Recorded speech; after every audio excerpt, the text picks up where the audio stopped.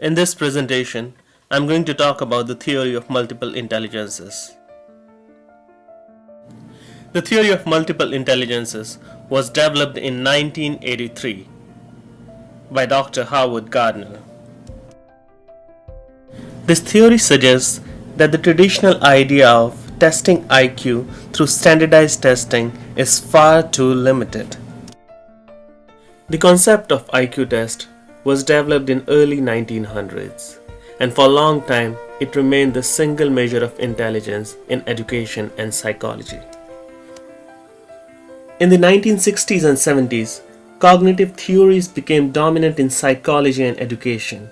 In education, cognitive theories highlight the internal workings of each person's brain rather than the external workings of teachers and education materials. Dr. Gardner proposes 8 different intelligences to account for a broader range of human potential in children and adults. These 8 intelligences are: Number 1. Linguistic intelligence. Ability to learn and use language. Number 2 is logical mathematical intelligence. Capacity to analyze, investigate, and solve problems.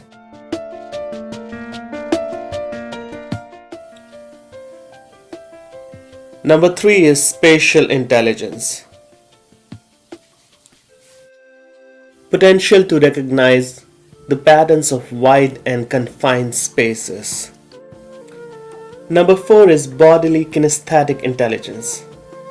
Potential to use one's body physically and mentally to solve the problems.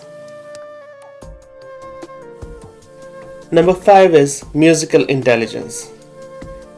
As the name states, it's the intelligence of performing, composing, and appreciating musical patterns.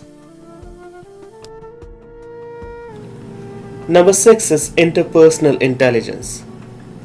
Capacity to understand intentions, motivations, and desires of other people.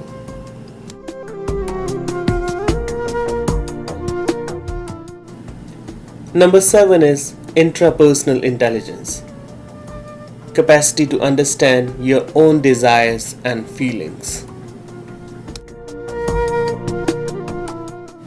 And the last one is naturalistic intelligence.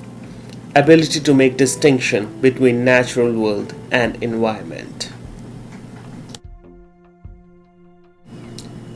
Dr. Gardner says that our schools and culture focus most of their attention on linguistic and logical mathematical intelligence. We esteem the highly articulate or logical people of our culture, like doctors and engineers. However, Dr. Gardner recommends that we should also place equal attention on individuals who show gifts in other intelligences. For example, the artists, musicians, naturalists, designers, dancers, therapists, and many more who enrich our world.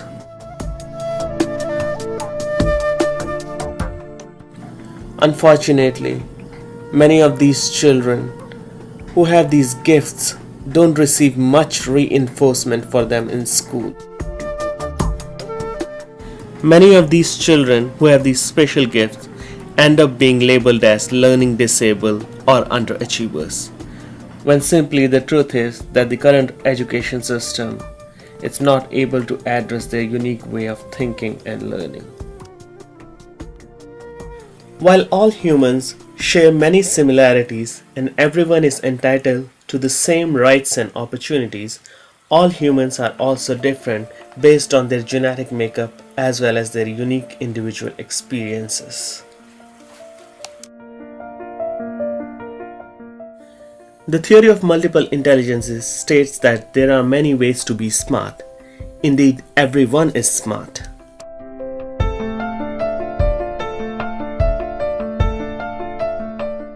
To make it simple, if you enjoy putting thoughts on paper or in the computer, if you enjoy playing with words, if you enjoy reading books and magazines, Congratulations, you have verbal linguistic intelligence. If you enjoy chess, checkers, or other strategic games, if you ask questions about how things work, if you feel more comfortable when something has been measured or quantified in some way, congratulations, you have logical mathematical intelligence. If you enjoy teaching others, if you enjoy doing things as part of a group, you have interpersonal intelligence. If you are well organized and in control of yourself, you often set goals and reach them, and you feel good about who you are. You have intrapersonal intelligence. If you are good at recognizing patterns, you enjoy spending time with nature and animals, and you have keen sensory skills. You have naturalist intelligence. If you can play a musical instrument and you enjoy listening music, you have musical intelligence. If you like charts and diagrams better than words, you have good sense of direction and you often draw. You have spatial intelligence. And if you are good at sports and you enjoy physical activities instead of sitting or standing, you have bodily kinesthetic intelligence. The remarkable feature of the theory of multiple intelligences is it provides 8 different potential pathways to learning. If a teacher is having difficulty reaching a student in the more traditional linguistic or logical ways of instruction, the theory of multiple intelligences suggests several other ways in which the material might be presented to facilitate effective learning. You don't have to teach or learn something in all 8 ways. Just see what the possibilities are and then decide which particular pathways interest you the most or seem to be most effective teaching or learning tool. In the end, the theory of multiple intelligences expands our horizon of available teaching and learning tools beyond the conventional linguistic and logical methods used in most schools.